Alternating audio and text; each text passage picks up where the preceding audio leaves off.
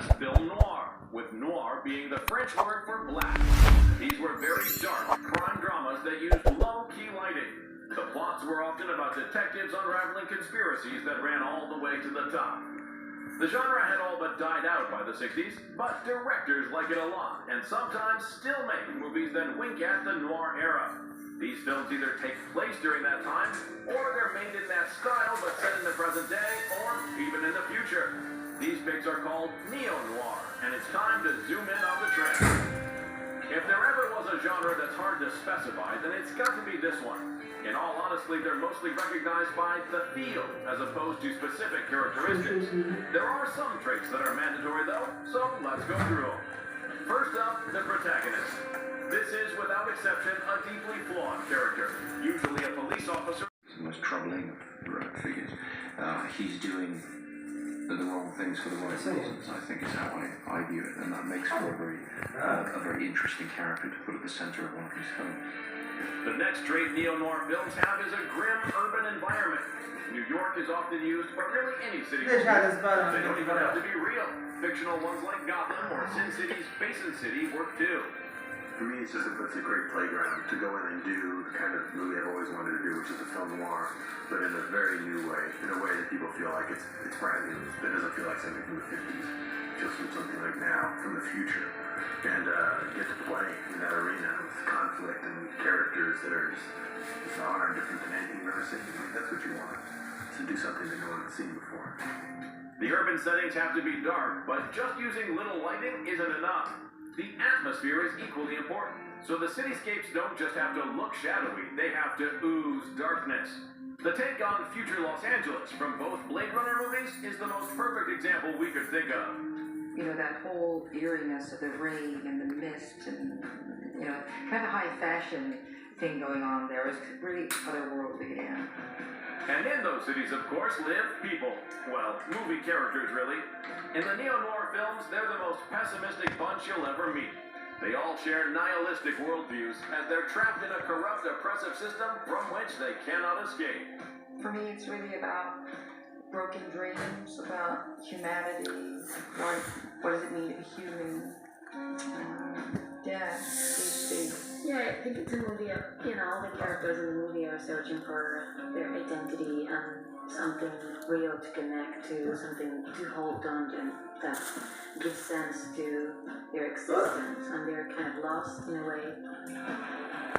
And we're on to the violence. In such a crime and corruption-ridden setting, some fights are mandatory.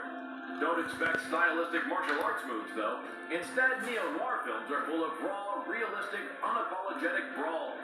No fancy high kicks, but a punch to the nose that breaks it and leaves blood gushing out. The noir comedy The Nice Guys is a good example with plenty of those. March, we're gonna play a game. It's called Shut Up Unless You Pay. I think probably in this environment that we're sort of built over the last few years, these gigantic tentpole films, and you know, the Captain this and Super that, you know.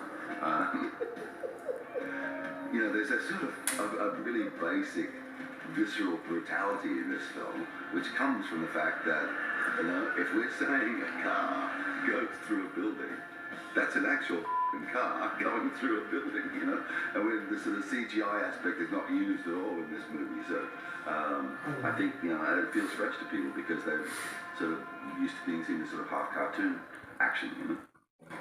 Another element often featured in the genre is the deadly femme fatale, a cool lady who not only manages to survive all the crime and corruption, she actually thrives there.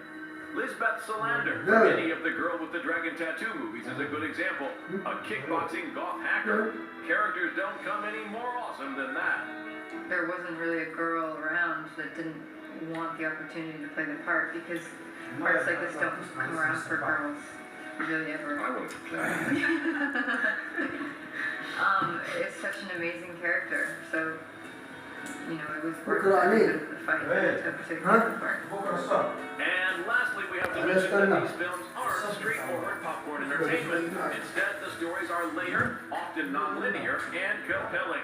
They ask the viewers to actually pay attention to the film, or else risk missing out on the plot.